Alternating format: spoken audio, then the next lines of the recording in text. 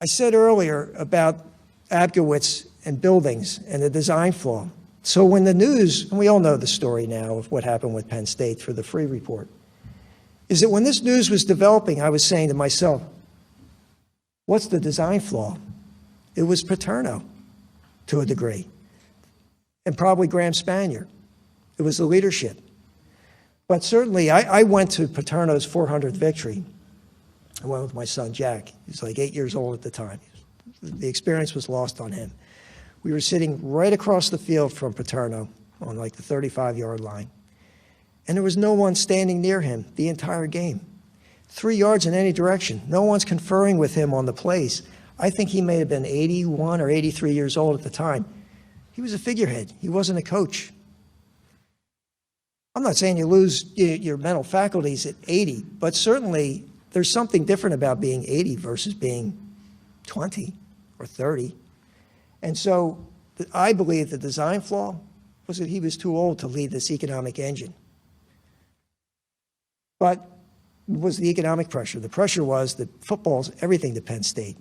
It's like sacrosanct with Penn State. The inadequate training, who said what? If you see something, say something. As I mentioned about the fear of reprisal, right? So the free report had indicated that the janitors knew there was a problem, and they knew there was a problem for a while. But I can bet those janitors said, I'm not saying anything, right? I'm not saying anything because I'm going to lose my job. And if I sweep floors in Happy Valley, what else am I going to do if I lose my job? So just make it go away. I'm not going to say anything. Is that organizations need communication mechanisms, and maybe there's this roundabout way to get that information into the right hands. It's the board. If there's some issue at the very top of the organization, which clearly there was.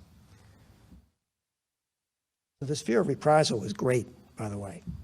This lack of planning and preparedness, the fact is this problem lingered for years. The communication issue, who said what to who, what did he say to you, and that wasn't very clear. It's like clearly communication was a problem. The arrogance is clear, right? These young people were in danger for years. And so, sure, there's political agendas, right? So it doesn't have to be a bridge or a tunnel or a building to suffer from a collapse like this. And you can see these factors were building over time. The Chevy car